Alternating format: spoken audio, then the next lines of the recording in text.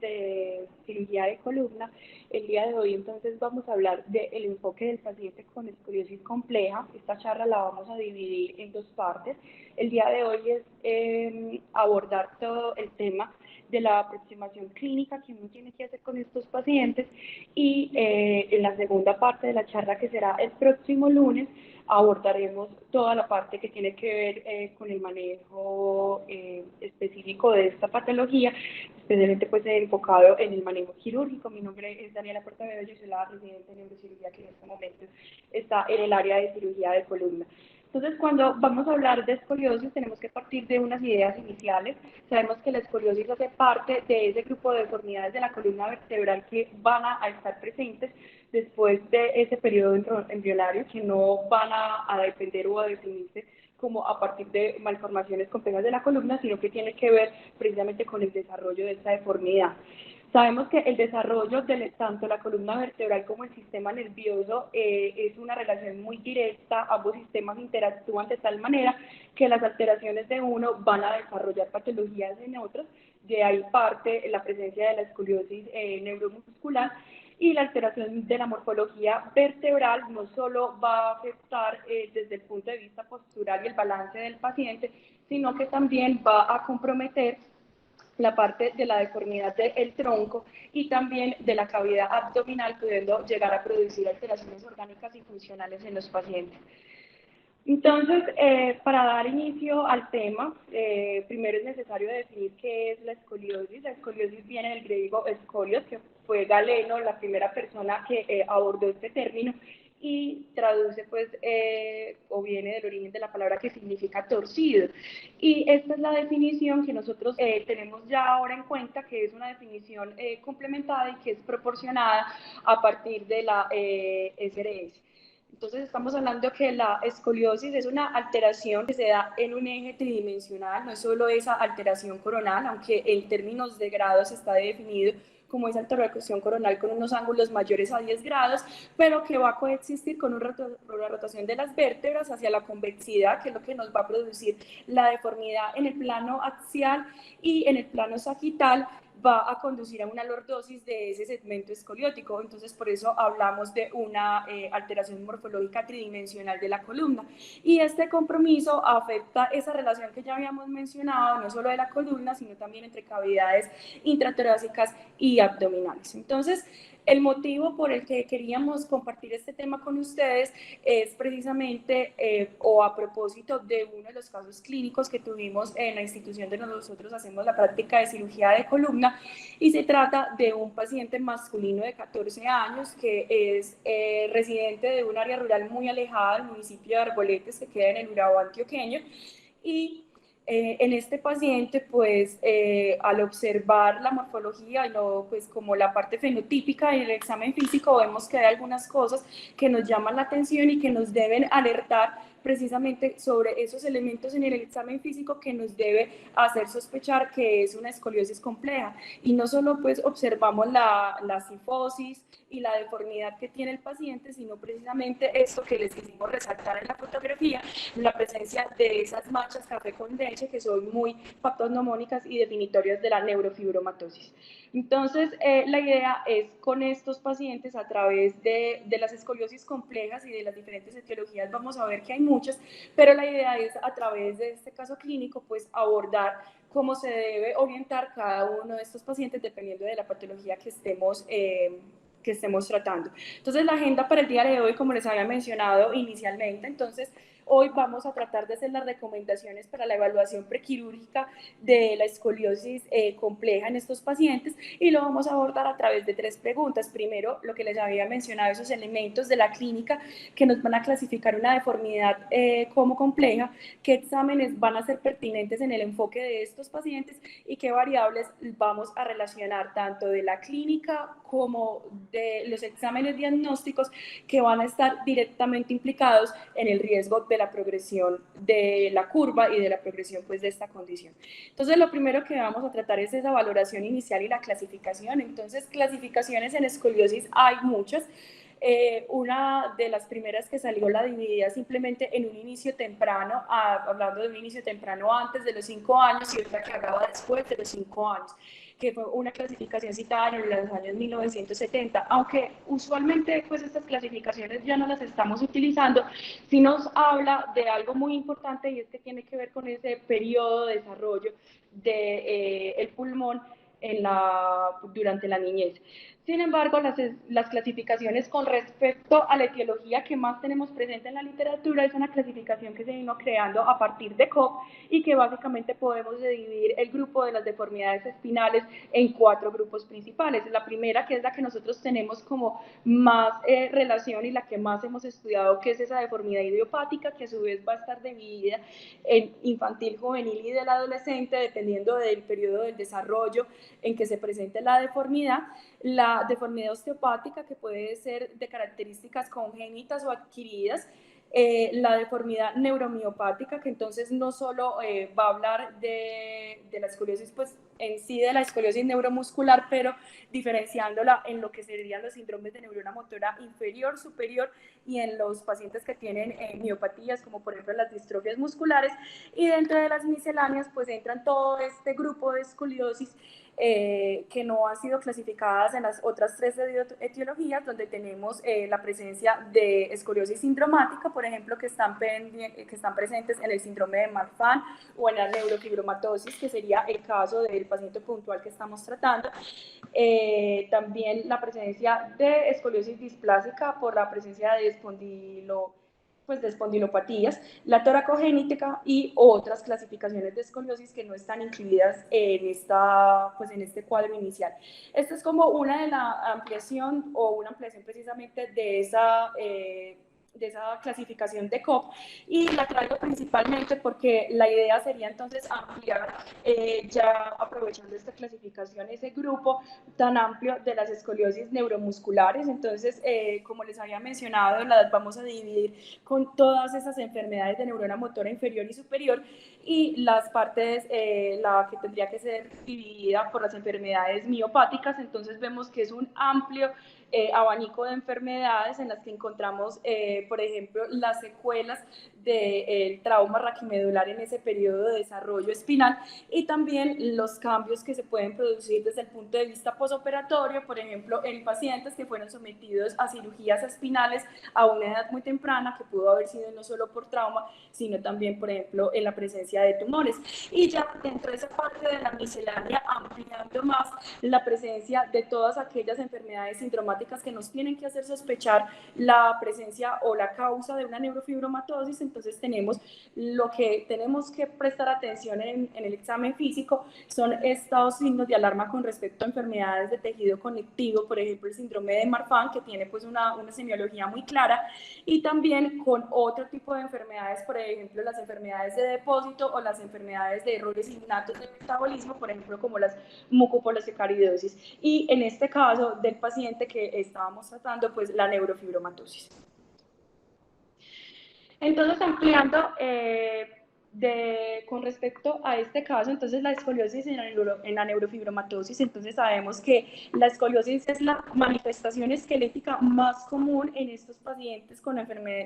neurofibromatosis. Sabemos que la presentación es incluso pues muy característica, aunque vamos a ver que se subdivide en varias presentaciones, pero usualmente son pacientes que se caracterizan por tener una columna pues o una curva de predominio torácica que generalmente son muy cortas pero con ángulos muy pronunciados y relacionados a una cifosis muy importante. Realmente, como calcular la incidencia de los pacientes que tienen neurofibromatosis, cuántos de ellos van a ser escoliosis, es muy variable en la literatura porque uno puede encontrar muchos sesgos,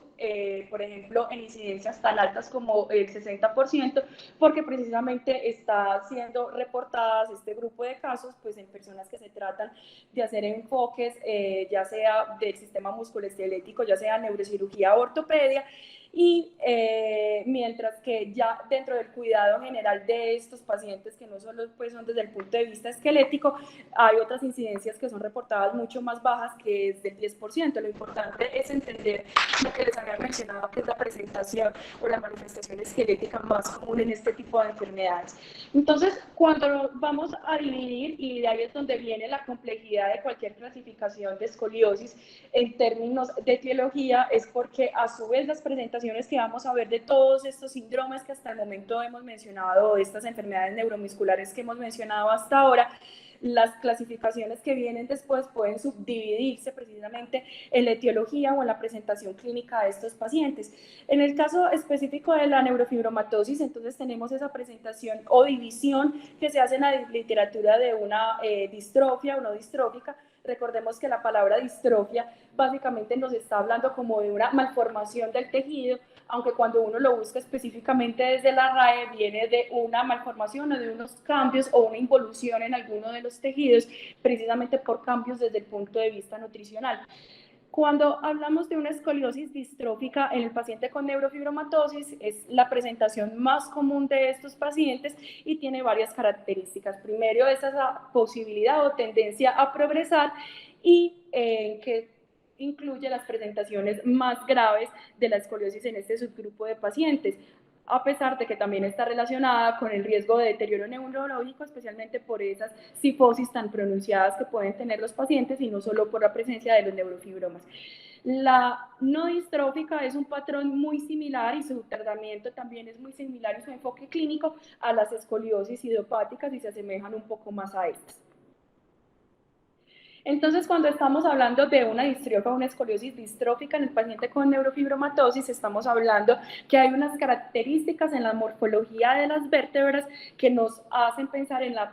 pues, en la displasia o en la distrofia de este tejido y que sería como una de las causas principales de la escoliosis. El primero es lo que traduciría como un festoneado vertebral que se puede observar en esta imagen, que es un ejemplo que les traigo de la literatura, y es como esa presencia de un arco anterior en uno de los cuerpos vertebrales o en el muro anterior o posterior, y que en muchas ocasiones debe hacerlo a una sospecha de la presencia de un neurofibroma subyacente, aunque en la neurofibromatosis a veces simplemente es una disposición ósea y no se relaciona específicamente con la presencia de un neurofibroma. Pero por ejemplo, este signo radiológico en presencia de una paciente que no tenga neurofibromatosis siempre debe alertar la presencia de un neurofibroma o de un ependimoma de acuerdo al caso. Lo otro es esos acuñamientos vertebrales, las rotaciones apicales de la vértebra, la displasia no solo de los procesos transversos, sino también de los pedículos, y algo que es muy patognomónico en estos pacientes, que son las costillas en punta de lápiz en esa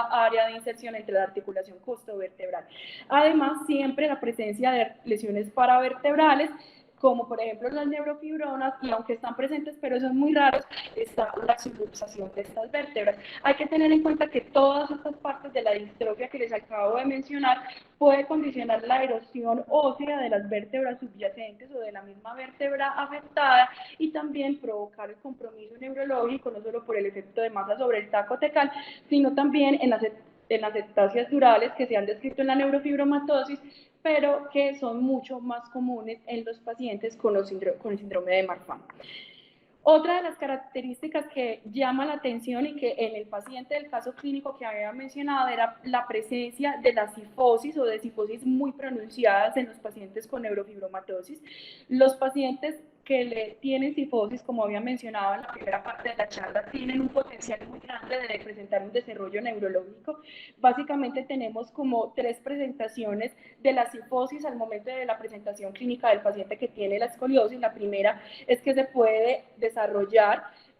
concomitante a la deformidad, un inicio más gradual y que puede ser secundario a la rotación de la vértebra apical especialmente, o una cifosis angular muy abrupta que puede estar presente desde un estadio inicial y que también va a progresar en conjunto con la curva. Entonces, reconocer la presencia de esta cifosis es muy importante porque es uno de los primeros signos de alerta que uno tiene que tener en cuenta para hacer un manejo quirúrgico de estos pacientes. Y lo importante es dejar claro, y es que a través de toda la literatura el tratamiento médico de los pacientes con escoliosis en neurofibromatosis siempre ha fracasado y por lo tanto es casi que siempre mandatorio considerar el momento pues, considerar el tratamiento quirúrgico en estos pacientes. Lo ideal sería entonces llevar al paciente a un momento seguro para la cirugía por precisamente las cosas que vamos a ir viendo a través de la charla. Sabemos entonces que una de las cosas que tenemos que tener en cuenta, especialmente con el grado de progresión y en definir en qué momento es el ideal para realizar el tratamiento quirúrgico, no solo en los pacientes con escoliosis, por ejemplo en neurofibromatosis, sino en todos los grupos, es precisamente esa relación tan estrecha que hay con el crecimiento y la deformidad espinal. Cuando estamos hablando del crecimiento, las etapas de crecimiento en el que se encuentra el paciente, estamos primero desarrollando un indicador pronóstico. Sabemos que a medida que las deformidades se presenten mucho más temprano en la vida del paciente, el pronóstico relacionado precisamente con el desarrollo de la curva y con todo lo que esto conlleva va a ser mucho peor que en los pacientes que se presentan de una manera tardía. Además, sabemos que hay unos factores que no solo están involucrados en el crecimiento, sino que son desde el punto de vista genético, hormonal y vascular, que no solo es esa hipertrofia o hiperplasia de los tejidos, sino que también esos factores, especialmente desde el punto de vista hormonal, que van a afectar el desarrollo o la atenuación de las curvas, y por eso es muy importante siempre desde el examen físico tratar de establecer la velocidad de crecimiento del paciente. Sabemos que en mujeres esto es muy fácil de predecir, es muy claro que esa velocidad pico de crecimiento se presenta 2 años previo a la menarca y que después de la menarca ocurre una desaceleración en los próximos 2 años. Sin embargo, en los hombres es un poco más difícil de predecir esto y por eso tenemos que servirnos de algunas pruebas diagnósticas para tratar de predecir como el estadio o la velocidad de crecimiento que está el paciente. Realmente, cuando uno va a abordar todos los test que hay disponible en la literatura para tratar de predecir esto, ve que hay muchos que incluso pueden llegar a ser operador dependientes y hay otros que no han sido validados específicamente para pacientes con escoliosis. Sin embargo, el que más se acerca y que de hecho tiene la ventaja que nosotros lo podemos observar cuando vamos a hacer una panorámica de columna, podemos sacar esta conclusión, es el signo de Riser a través de lo que es el centro de osificación de la cresta ilíaca. Entonces sabemos que cuando estamos ante un Riser 1 y un Riser 2 al 3, máximo vamos a tener ese periodo de crecimiento que es mucho más acelerado, mientras que pasar de un Riser 4 a 5, la velocidad de crecimiento ya se ve bastante disminuida y con esto pues la posibilidad de crecimiento significativo del paciente es mucho menor. Tenemos otros signos de evaluación del crecimiento óseo que han sido pues también extraídos de la literatura. Uno de ellos es precisamente el carpograma, que las dificultades que tiene es que para su interpretación pues uno necesita como de un atlas y ese atlas debe tener una validación dentro de su población. Sin embargo, hay otros métodos, aunque digamos que en escoliosis no tienen tanta utilidad porque implicaría pedir otro examen al paciente y más redacción al paciente, que es la osificación de los núcleos de crecimiento del codo, que cuando fue propuesto en el año 2008 se vieron que tenía una relación muy precisa, pero precisamente tiene esa desventaja que les había mencionado con respecto a la conclusión que uno la puede sacar al momento de pedirle la evaluación clínica al paciente. Entonces, para finalizar esta parte de valoración inicial y clasificación, entonces la primera gran conclusión es que tenemos que hacer una anamnesis y un examen físico completo de los pacientes, obviamente siempre enfocados a la presencia de un examen neurológico que nos haga sospechar la presencia de una escoliosis, de una etiología neuromuscular, o la presencia de un déficit neurológico relacionado a una escoliosis de alto grado y que esto nos oriente a aquellas posibles causas de escoliosis. Sabemos que la escoliosis idiopática, si bien es la presentación más común, siempre debe actuar por pensar que debe ser una opción de descarte y buscar siempre causas secundarias de la escoliosis. Entonces vamos a pasar a la segunda parte de la charla, que es con respecto a las ayudas diagnósticas de este paciente. Entonces, nuevamente, volvemos a traer a colación el caso clínico. Entonces, ya habíamos visto la presencia en las imágenes iniciales, la de un niño de 14 años, y tenemos disponible dentro de la consulta de este caso clínico unas radiografías que el paciente trae desde agosto del 2019, por las dificultades técnicas, especialmente aquí en ese corte que se hizo de la único, pues que de la radiografía que estaba disponible en el DICOM, pues no es el método ideal para calcular la cifosis torácica del paciente porque precisamente de antemano el conteo vertebral por la angulación es difícil por la superposición de los cuerpos vertebrales y porque uno en estas características de esta imagen no podría terminar de ver completamente la columna dorsal. Sin embargo, ya de antemano estamos viendo con lo que podemos calcular digitalmente en el ángulo de Cobb, que es una curva que está cercana a los 69 grados. En la literatura está definido como la presencia de escoliosis compleja en curvas que son mayores a 70 grados. Entonces estamos viendo que es un paciente que está cercano dentro de la definición a una escoliosis compleja. Y cuando estamos viendo esta parte de la proyección de la columna lumbar que nos proporcionan en estas imágenes, yo sé que de pronto verla en la presentación es un poco difícil, pero podemos concluir que este paciente, o cuando tuve la oportunidad ya de revisar las imágenes directamente, que estaba en un RISER 3. Entonces, cuando nosotros vamos a abordar los estudios diagnósticos de los pacientes con escoliosis, entonces sabemos que la radiografía es el método ideal, inicial, es el que tiene mayor importancia porque de la radiografía vamos a poder sacar información muy fundamental para poder orientar el tratamiento que viene después de esto. Entonces, por eso la radiografía como enfoque o examen inicial nunca debe obviarse, siempre nos va a dar esa información, la posibilidad de uno poder hacer la radiografía con una carga axial, nos va a dar la información sobre los componentes que están o las curvas que componen esa deformidad, cuál patrón tiene, podemos llegar a medirlas y las presencias de otras malformaciones como las deformidades o distrofias vertebrales, aunque en este último lugar pues les ha venido ganando un poco más la presencia o la posibilidad de hacer una tomografía. Sin embargo, cuando nosotros tenemos la oportunidad de ver una radiografía de un paciente con escoliosis, una panorámica, entonces tendríamos que considerar la posibilidad de medir el ángulo de Cobb inicialmente, poder definir dentro de esa deformidad cuál es la que hace parte de la vértebra límite y la vértebra apical y tratar de individualizar ese patrón de la curva.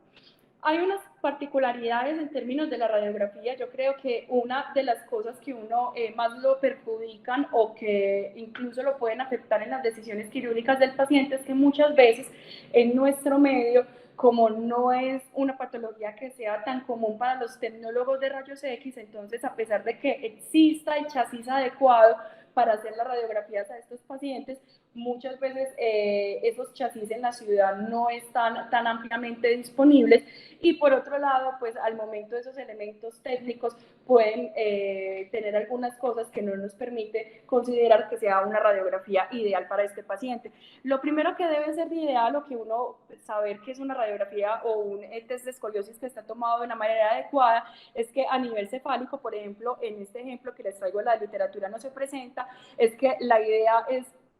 poder ver también ese balance sagital del paciente, entonces se debe incluir que el corte de la radiografía debe ser aproximadamente a nivel del meato auditivo y obviamente siempre deben estar incluidos en la parte inferior hasta la articulación coxofemoral. El chasis o el tamaño del chasis obviamente va a depender del tamaño del paciente y esto es importante porque como vimos en las imágenes anteriores que había traído nuestro paciente, son imágenes del 2019 y nunca podemos ver la curva en su totalidad o toda la morfología o el patrón de esas curvas porque fueron tomadas como hacia 3 cortes diferentes. Cuando vamos a ver entonces un test de escoliosis, la idea es que estos test hay que entender que los pacientes se hacen en supino y la idea es que no sea la flexión que pueda hacer el paciente, sino la flexión que ayudada por otras 2 personas. Incluso no solo la parte de esa inclinación que se hacen, ya sea inclinación lateral hacia la derecha o a la izquierda, sino también en los pacientes con tracción, que es muy común este tipo de solicitud de exámenes, especialmente en los pacientes con neurofibromatosis o en los pacientes con escoliosis neuromusculares, que hay que determinar hacia dónde están esas fuerzas y que se haya hecho realmente la tracción necesaria para estos pacientes para así poder determinar si las curvas que estamos viendo son flexibles o compensatorias y con ello determinar el método quirúrgico para este paciente. Entonces, como en términos para recordar la manera en que uno tiene que medir el ángulo de Cobb para poder definir en qué momento estamos o cuál es el grado de deformidad que tiene este paciente, pues entonces lo medimos a través de lo que es la vértebra límite, entonces en lo que es la vértebra proximal y distal. Hay muchos métodos en la literatura que pues está para medirlo, lo que uno le enseñan es precisamente esa vértebra que uno puede observar ambos pedículos, pero en términos generales cuando uno está hablando de esos límites de la curva son las vértebras que tengan un mayor grado de inclinación pero que estén menos rotadas, y la vértebra apical pues va a ser la vértebra más horizontal y la que esté más rotada. Esto, aunque puede ser una definición muy precisa, es algo que ha traído, como digamos, algunas discrepancias en la literatura, porque el ángulo de Cobb, si bien es un método matemático, tiene una variabilidad interobservador que es bastante significativa, y esto es algo que les traigo como a colación, precisamente porque es la dificultad cuando uno va a interpretar los estudios de escoliosis, porque se ha encontrado que la variabilidad interobservador puede ser en una diferencia incluso de 7.2 grados, y que muchas veces el término o el intervalo de confianza para uno definir los grados de progresión en algunos pacientes a veces pueden ser con grados que están entre los 6 y 9 grados o que sean mayores a 10, y cuando uno tiene una variabilidad interobservador que puede llegar a ser tan alta, esto puede ser difícil para interpretar estos estudios. Ya volviendo entonces precisamente a esa parte del caso clínico, entonces en esa parte inicial, en esas radiografías iniciales que les había mostrado, en el que ya este paciente estaba en ese límite para definir entre una escoliosis compleja, el paciente acudió a otro tipo, pues o sea, acudió a una cita en su red de servicios de salud por parte de un especialista quien le indicó que no había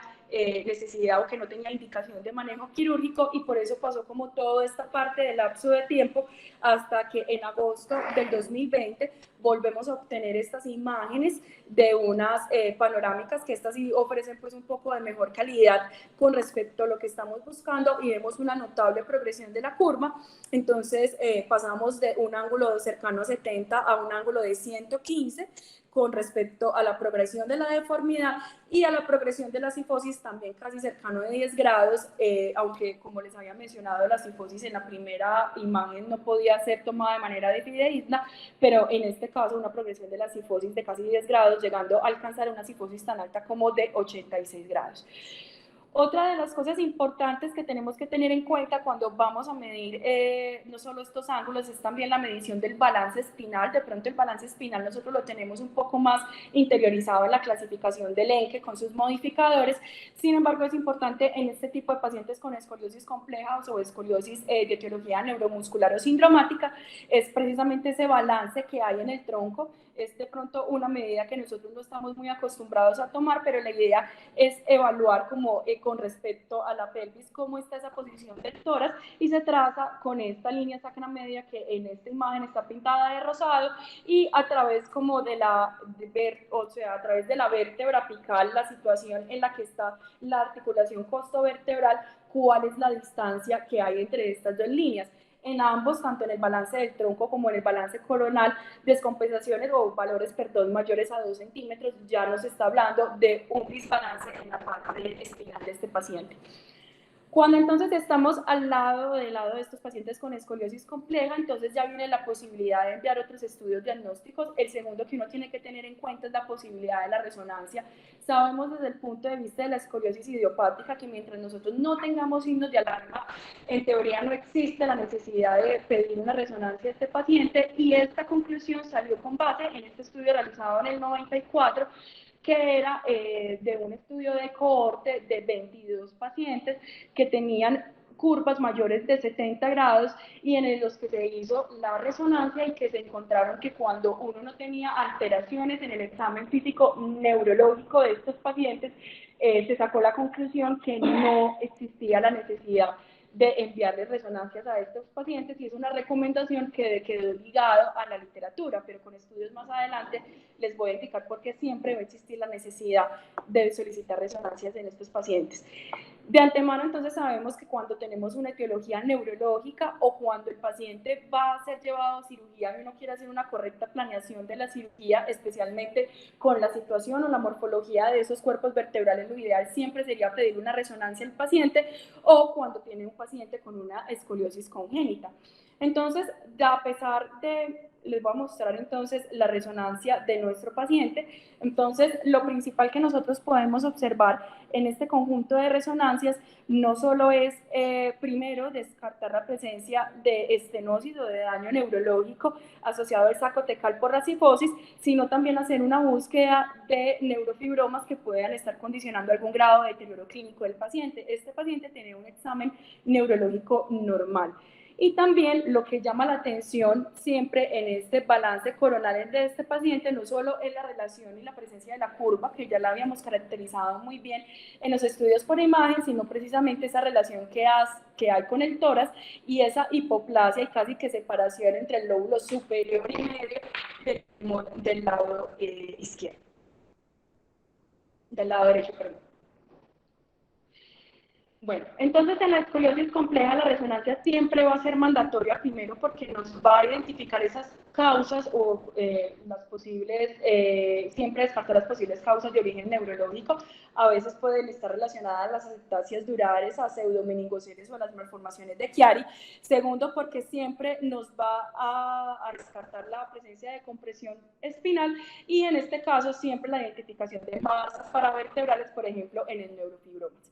La segunda parte o la otra disponibilidad de estudios diagnósticos está precisamente en la tomografía. La ventaja de la tomografía es que uno a través de cortes muy finos puede hacer unas reconstrucciones muy importantes de las curvas con la reconstrucción 3D que uno puede hacer en la tomografía, y eso es lo que le permite a uno también avanzar más en términos de planeación quirúrgica, poder medir y poder saber cuál es la morfología de estos pedículos, especialmente cuando están tan displásicos como en estos pacientes, y especialmente en los pacientes que tienen displasias o que tienen escoliosis de origen osteopénico, la caracterización de la curva, como les había mencionado. Además, en términos de seguimiento, en pacientes que tienen alto riesgo de hacer pseudoartrosis como complicaciones en el posoperatorio, que lo haremos más en la próxima sesión, también se puede diagnosticar a través de la tomografía. Entonces, de este paciente, entonces también tenemos disponible la posibilidad de hacer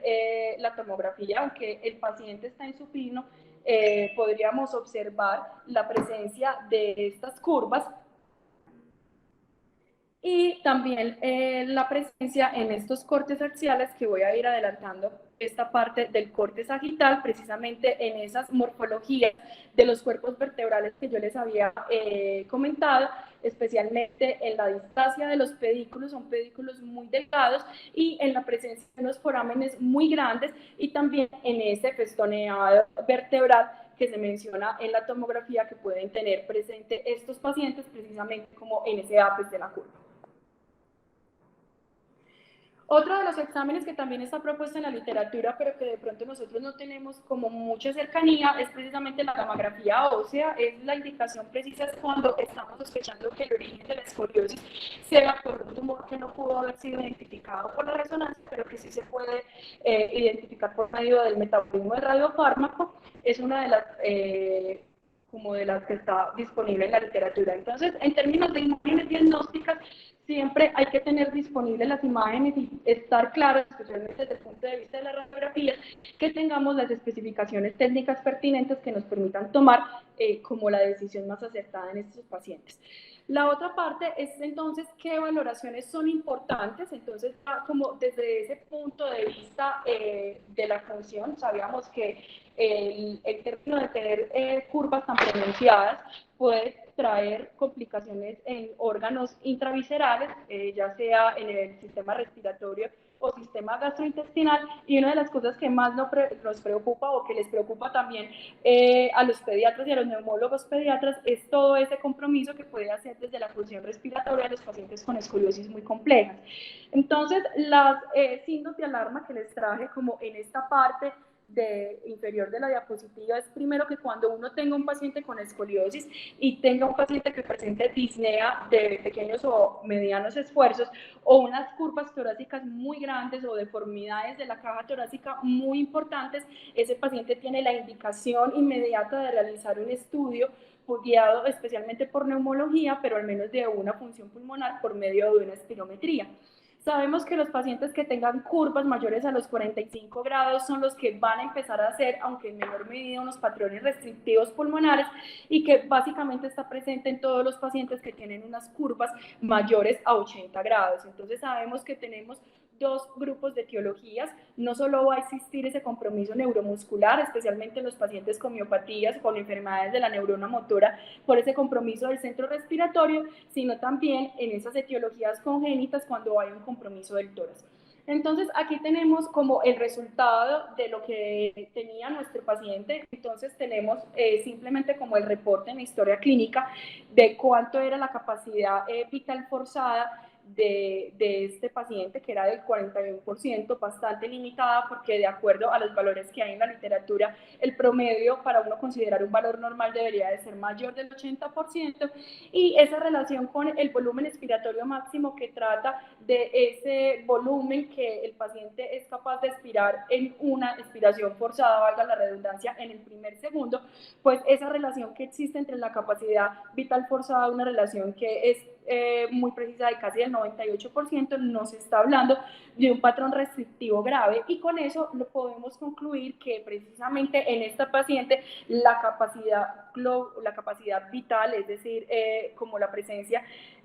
o la capacidad tanto dentro del volumen residual y los volúmenes respiratorios y expiratorios que puede hacer máximo el paciente, pues está bastante reducida precisamente por estos patrones restrictivos. Entonces, ¿por qué se compromete la función respiratoria en estos pacientes? Primero, sabemos que cuando tenemos pacientes con un compromiso respiratorio, como el que tenemos en este momento, hay un impacto directo desde la mortalidad. Esto ha sido dilucidado en muchos estudios, especialmente en cohortes suecas, en el que se empezaron a dilucidar cómo el impacto de la mortalidad de escoliosis está ligado precisamente no solo a la pronunciación, pues a lo tan pronunciado es la curva, sino precisamente esta parte de la función respiratoria, por esa disminución en la capacidad vital que ya les había mencionado. Y es porque precisamente el desarrollo del tórax y con ello el desarrollo del pulmón está muy ligado también al crecimiento de la columna torácica. Entonces, antes de los 5 años, lo que existe es la posibilidad de realizar, o lo que se realiza, una hiperplasia o una multiplicación de todos esos alvéolos,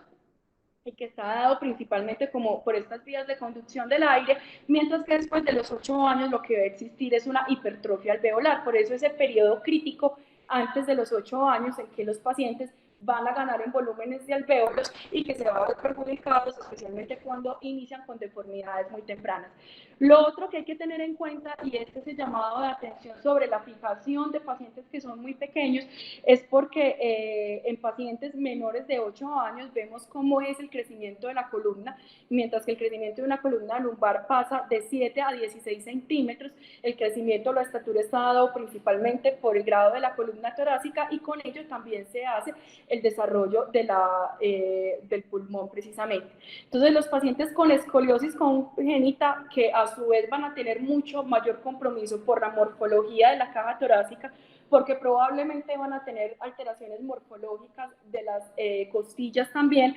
pueden ganarse pues un patrón restrictivo o aumentar más en ese patrón restrictivo pulmonar, dado precisamente cuando se realizan fusiones muy tempranas, porque eliminamos ese crecimiento de la columna. Lo otro que también hay que tener en cuenta en los pacientes es la posibilidad de siempre llevarlos a un estudio con el cardiólogo pediatra, o por lo menos pedirles una ecocardiografía, básicamente por dos cosas. La primera es porque en los pacientes siempre que tienen, especialmente los que tienen escoliosis congénitas o pacientes que son muy pequeños, vamos a tener esa presencia como de la asociación Bartter, que está incluida pues la presencia de alteraciones cardíacas o de cardiopatías congénitas, y en segundo lado es porque en esos pacientes que tienen ese compromiso pulmonar, pues siempre tenemos que descartar que no tengan una hipertensión pulmonar o una falla cardíaca derecha.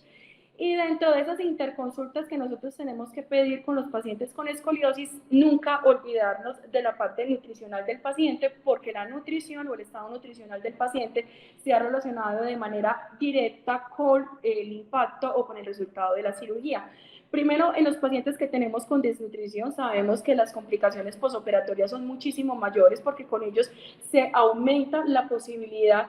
de infecciones del sitio operatorio y en materiales que tengan un perfil muy alto, precisamente en la exposición del material en pacientes que son muy delgados, el aumento en la prevalencia de la deformidad está dado precisamente porque no solo existe esta restricción en la parte respiratoria, sino también esa restricción en el tamaño de la cámara gástrica y por eso la acumulación en los pacientes que tengan una desnutrición ya crónica, pero también podemos ver los otros pacientes que tengan algún grado de obesidad o que tengan algún grado de malnutrición y porque la obesidad también se ha relacionado con unas mayores tasas de sangrado, complicaciones y un peor control en el posoperatorio. Entonces, para terminar con esta parte como de las interconsultas que deben de tener los pacientes, entonces sabemos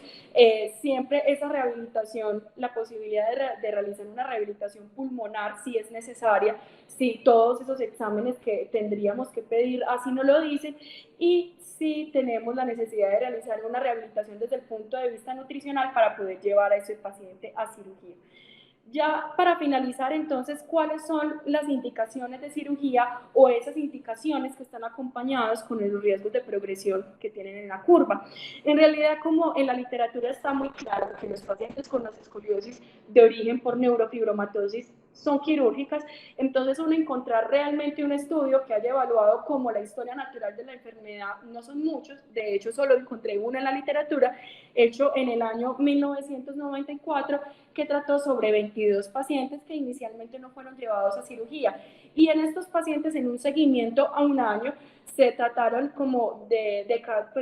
diferenciar cuáles fueron esos factores que llevaron a ese riesgo de progresión. Lo primero es que mientras más temprano inicie la deformidad, el pronóstico es peor. Los pacientes que a la valoración clínica inicial presenten altos grados o altos grados angulares se van a caracterizar por progresar mucho más rápido, y la presencia de esas vértebras festoneadas o las costillas en punta de lápiz que habíamos visto al principio de la charla, y la rotación apical de las vértebras mayores a 11 grados. En términos de las curvas,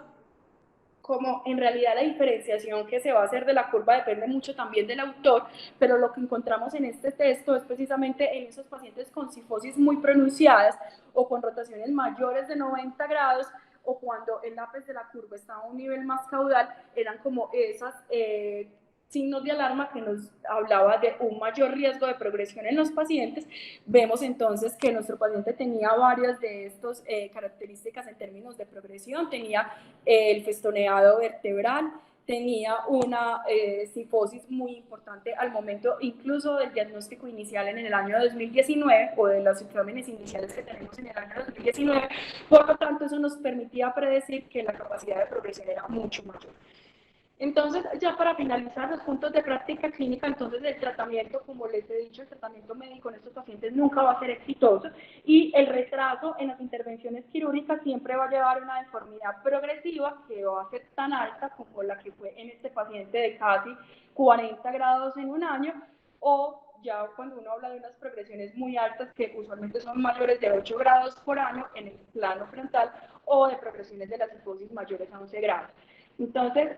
ya con esto terminamos como esa parte del enfoque inicial del paciente. Esta es una foto del paciente en su resultado posoperatorio en la visita que hizo recientemente en la consulta externa de revisión, y con esta foto lo que le queremos dar es como la invitación a la segunda parte de la charla que vamos a tratar sobre el manejo quirúrgico en este tipo de escoliosis. Muchas gracias.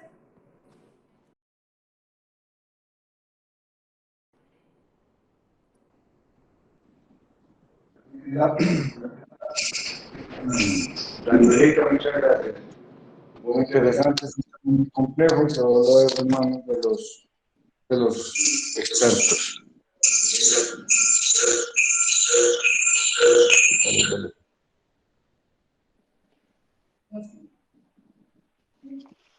Buenos días para todos. Yo quería hacer unas precisiones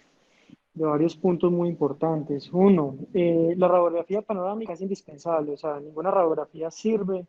diferente a la radiografía panorámica. O sea, hacer radiografías por segmento no permite hacer un análisis global de la escoliosis, no permite hacer un análisis del comportamiento de las diferentes estructuras que no están comprometidas en la columna, perdón, que no están comprometidas en la curva. para saber qué comportamiento van a tener, porque es que uno lo fija, pero puede descompensarse, puede pasar, alterar el balance sagital. Entonces es muy importante, siempre panorámica, siempre. La radiografía panorámica siempre tiene que ir dentro de los estudios necesarios para un paciente con escoliosis, para poder hacer un análisis global. Dentro de la dinámica, yo he intentado muchas veces que en los centros de radiología me hagan radiografías con los pacientes acostados en AP para poder ver cómo se va a comportar la columna en el momento en el que lo pongamos en la posición quirúrgica, pero ha sido muy difícil. Esa sería una forma objetiva de evaluar qué tan flexible es la curva, porque es muy distinta a una escoliosis con carga axial que cuando está acostado, ¿sí? Dentro de lo que mencionaba Daniel, el crecimiento pulmonar, el crecimiento alveolar está determinado por el crecimiento de la columna y la caja torácica, las costillas, ¿sí? Cuando se mencionaba lo de las fijaciones, tener mucho cuidado con las fijaciones en menores de 8 años. Realmente lo ideal no es hacer artrodesis, sino hacer fijaciones que acompañen el crecimiento, ¿sí? En el que no haga distracciones sucesivas para tratar de ganar mayor tamaño alveolar y mayor tamaño de la caja torácica. Hoy en día está disponible los sistemas de crecimiento con barras magnéticas en la cual vos no tienes que estar esperando el paciente cada 6 meses o cada 9 meses. Pero son herramientas a tener en cuenta para acompañar al paciente en el crecimiento, ¿sí? Y lo que mencionaba Daniela de la cavidad abdominal y la nutrición, estos pedados con escoliosis complejas, y se ve mucho en las escoliosis neuromusculares, son pacientes que se desnutren mucho porque es que la cavidad abdominal se disminuye su tamaño y la capacidad gástrica no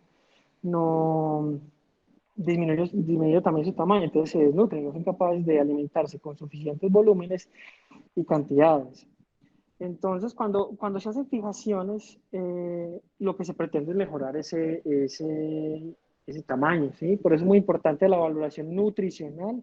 antes de la cirugía para tratar de recuperarlos. Algunos, como Lenke, proponen, por ejemplo, en escoliosis compleja, traccionarlo y durante la tracción, que son 2, 3, 6 semanas, 8 semanas, hacer un plan nutricional muy completo durante la tracción, porque con la tracción la cámara gástrica aumenta y se pueden nutrir mejor. La función pulmonar mejora después de la cirugía. Sí, mejora, claro, porque es que la caja torácica se aumenta, pues, y la deformidad logra que la caja torácica cambie de forma. Y también una cosa muy importante evaluando la función pulmonar es que el BEF1 está por debajo de 35%, está contraindicada la vía anterior. Sí, es un valor a tener en cuenta en las escoliosis complejas. Sí, otra vez, pulmonar, en pacientes corregidos nos había mostrado que era después que esos casi 5 años, incluso en pacientes adultos, se ha logrado tener nuevamente ese valor en mucho menor medida y que pues este factor puede estar presente que le ayuda a la recuperación de los pacientes.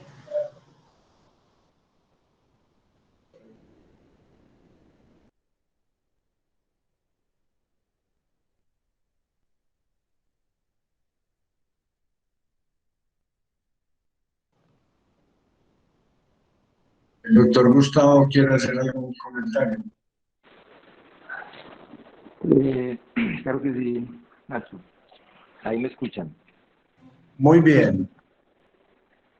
Sí, lo que hablaba Julián de la buena evaluación radiológica prequirúrgica es realmente importante en las curvas. En los pacientes con escoliosis distróficas, cualquier curva por encima de 60 grados, usualmente se considera que usualmente uno se encuentra que es muy estructurada y es por todos los cambios distróficos que tienen los pacientes en las anormalidades en digamos, en la unión de la caja torácica con la columna. O sea, realmente siempre son curvas muy estructuradas y siempre es muy importante definir realmente qué tan flexible es la curva, porque eso es lo que determina la estrategia quirúrgica y con qué realmente, qué puede esperar uno de la columna en la cirugía, o sea, qué tan agresivos hay que ser para hacer una buena corrección de la deformidad. Entonces, además de las imágenes acostados, no sé, vos Julián, qué haces, pero yo prefiero ir con el paciente y yo mismo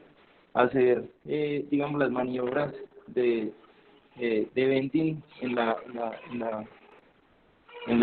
camilla pues del equipo de rayos X. Entonces,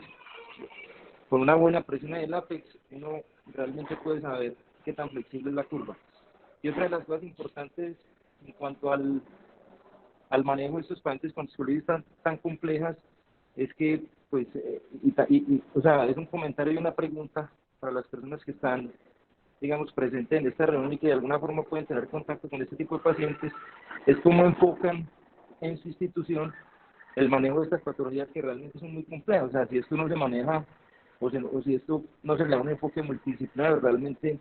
el resultado puede ser fatal o puede ser muy malo.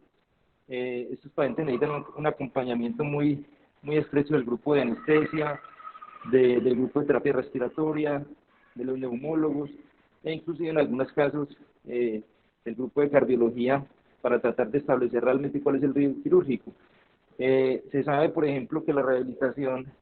cardiopulmonar o respiratoria antes de la cirugía es muy importante. Entonces, lo que decía Julián, estos pacientes pueden quedarse, digamos, en la preparación prequirúrgica, y es lo que, digamos, uno vive día a día con estos pacientes, porque en los hospitales no están preparados para esto. Realmente aquí en el medio no hay una institución que tenga, digamos, como protocolos muy bien definidos, y eso es lo que nosotros pretendemos hacer con el tiempo eh, para el manejo prequirúrgico de los pacientes. Digamos que la cirugía puede ser, pues obviamente es un paso importante, pero realmente lo más importante es la preparación prequirúrgica. En lo que hablaba, bueno, y otra cosa, por ejemplo, en algunas instituciones se encuentra que a todos los pacientes les piden pruebas de función pulmonar, inclusive pacientes con esclerosis idiopáticas y curvas que no son muy significativas. Daniela lo puntualizó muy claramente. Realmente son para escoliosis de alto grado y pacientes con escoliosis distróficas o neuromusculares en las que uno puede predecir que hay algún tipo de, o congénitas en las cuales uno puede predecir que hay algún tipo de disfunción cardiopulmonar. Nacho habla de la mejoría de las pruebas de función respiratoria en los pacientes con este tipo de escoliosis, y realmente sí mejoran o al menos se estabilizan. Eso, digamos que va a ser tema de la próxima charla, pero de alguna forma se puede predecir qué tanto puede mejorar un paciente en el posoperatorio con la tracción. Entonces, realmente es una de las cosas importantes para la preparación y el manejo posoperatorio de los pacientes con escoliosis de alto grado, es la preparación de la función cardiorrespiratoria. No sé si de pronto alguno de los anestesiólogos presentes tiene alguna experiencia con este tipo de pacientes y cómo los enfocan en su institución.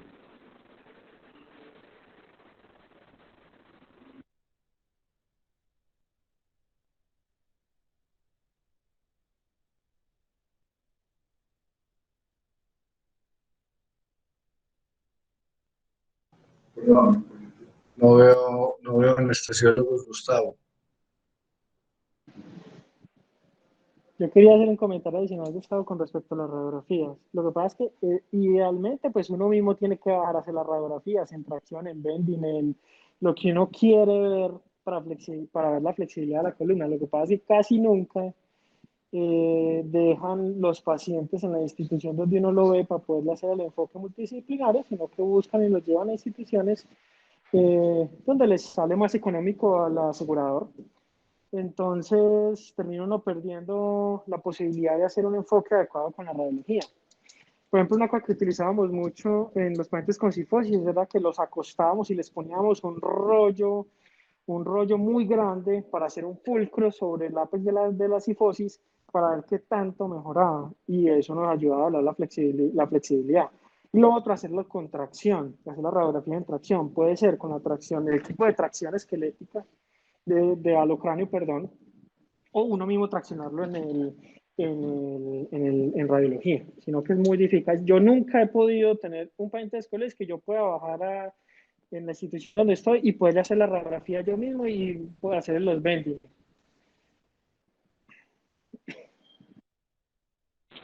Sí, ocasionalmente toca hacerlos el mismo día de la cirugía, o sea, que el día que el paciente llega a la clínica o al hospital a la intervención, antes de entrarlo al quirófano lo cita un poco más temprano y lo lleva a cirugía, pero realmente digamos que y lo lleva a las imágenes, a los bending. Eh, Sin embargo, termina, pues, para hacerlo pues como entre la misma hospitalización, para que no genere pues como ninguna dificultad administrativa, pero sí, es cierto. O sea, tenemos siempre muchas dificultades en la evaluación prequirúrgica de los pacientes, específicamente con las imágenes de rayos X, porque los protocolos no están bien definidos, los técnicos de radiología uno les explica y el otro día ya pues, les ha olvidado, entonces yo creo que es algo que hay que ajustar un poco más en las instituciones. Julián, una pregunta a vos pues obviamente vos que has estado en contacto y tenés más experiencia que nosotros en el manejo de la deformidad infantil, eh, en los lugares donde estuviste y que manejan un volumen significativo de este tipo de pacientes, contanos un poquito de realmente cómo es el enfoque prequirúrgico, o sea, cómo es el enfoque prequirúrgico y cómo nosotros pudiéramos adaptarnos a ese tipo de conductas. Pues mira, lo primero, pues hacen el enfoque diagnóstico del tipo de escoliosis, ¿sí? Cuando el paciente ingresa a la institución, ya se tiene establecido el protocolo en el que el paciente tiene que recibir diferentes atenciones. Atención por psicología y psiquiatría. Estos pelados tienden por la parte estética a deprimirse mucho, entonces necesitan apoyo psicológico y psiquiátrico desde el principio, prequirúrgico y posquirúrgico, ¿sí? Siempre tienen consulta con el pediatra es el que va a ir evaluando todas las cosas adicionales. Evalúa la función pulmonar, evalúa la función cardíaca, evalúa la función nutricional y lo remite a nutrición. Y siempre está acompañado del fisiatra para todo el proceso de rehabilitación cardiopulmonar y musculoesquelética. Siempre, o sea, desde que se hace el diagnóstico, ya entran a la institución y ya tienen el enfoque multidisciplinar en cada uno de los segmentos que se necesitan, guiado por el pediatra. El pediatra casi siempre es el que hace todo el acompañamiento junto con uno para la preparación prequirúrgica. Entonces es psicología, psiquiatría, nutrición, medicina física y rehabilitación y, y, y ya uno, sí, en el que empieza a hacer todo el abordaje imagenológico y el enfoque quirúrgico, ¿sí? Y la preparación quirúrgica.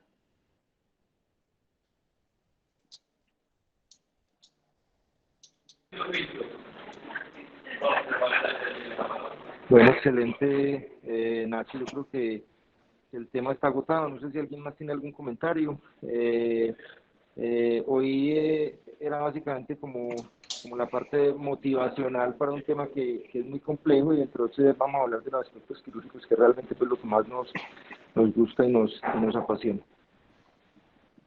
Un tema muy difícil desde la clasificación. Ni me imagino el tratamiento. No, y eso que a veces es difícil definir qué tipo de escoliosis tiene. Cuando uno no logra como encasillarlo en un grupo, toca meter en las misceláneas.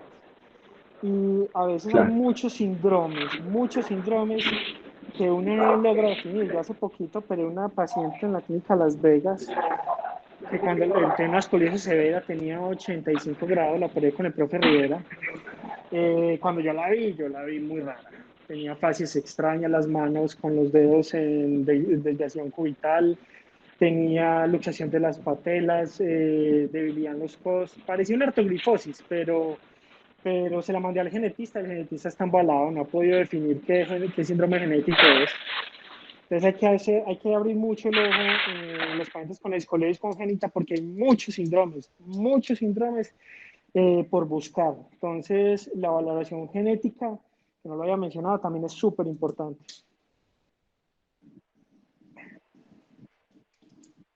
Salomón, ¿qué experiencia tiene allá en un modelo obviamente pues desarrollado con este tipo de pacientes. O sea,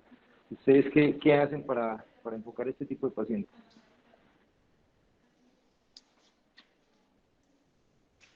Profe, hola, ¿cómo estás? Y feliz día a todos.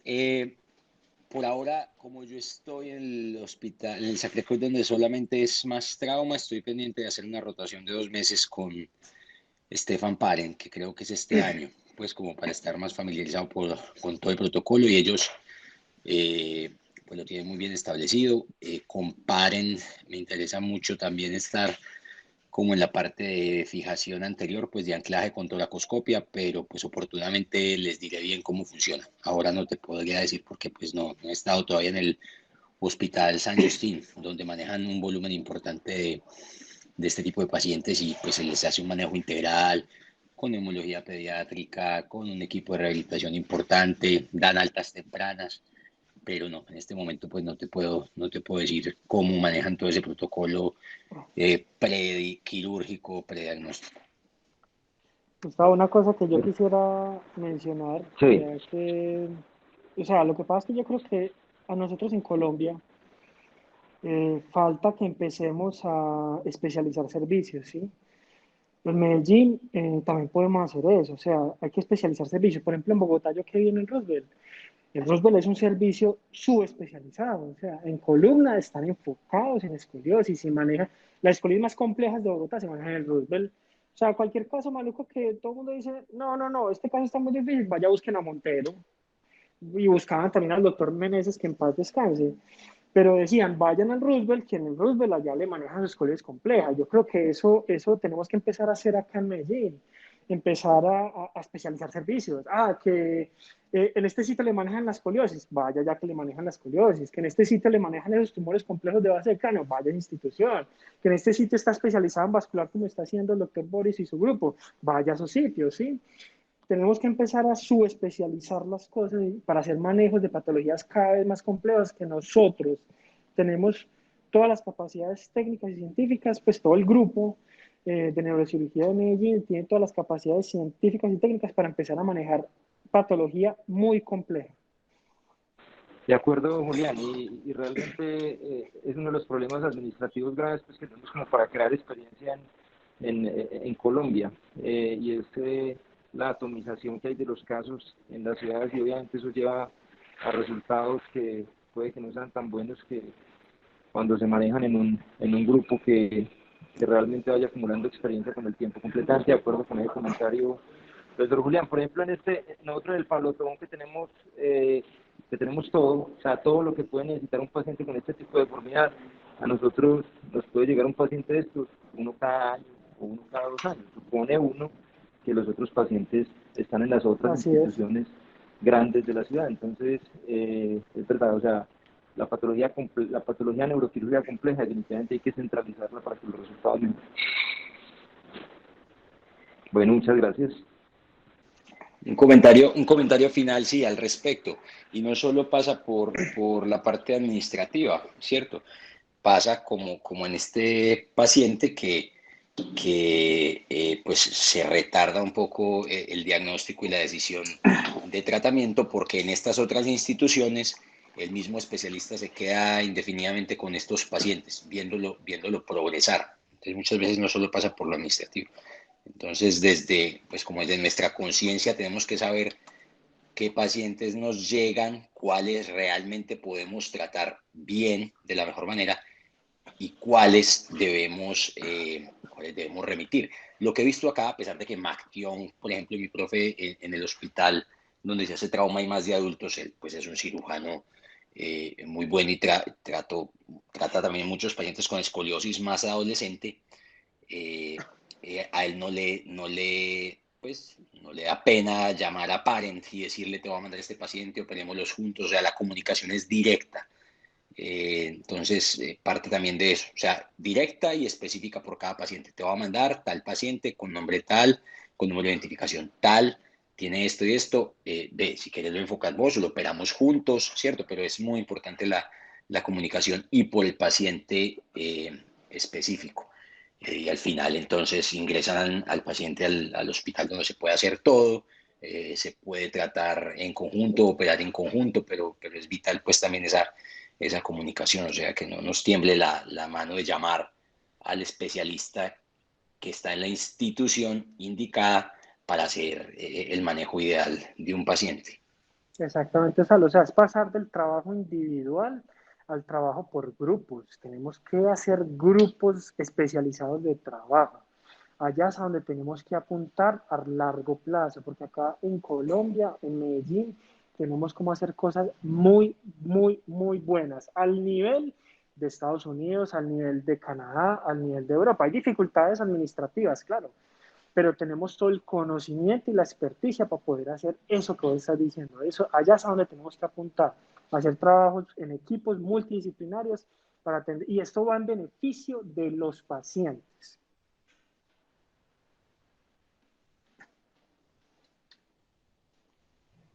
Muy interesante. Muchísimas gracias. Gracias a todos, chao. Nos vemos mañana. Bye.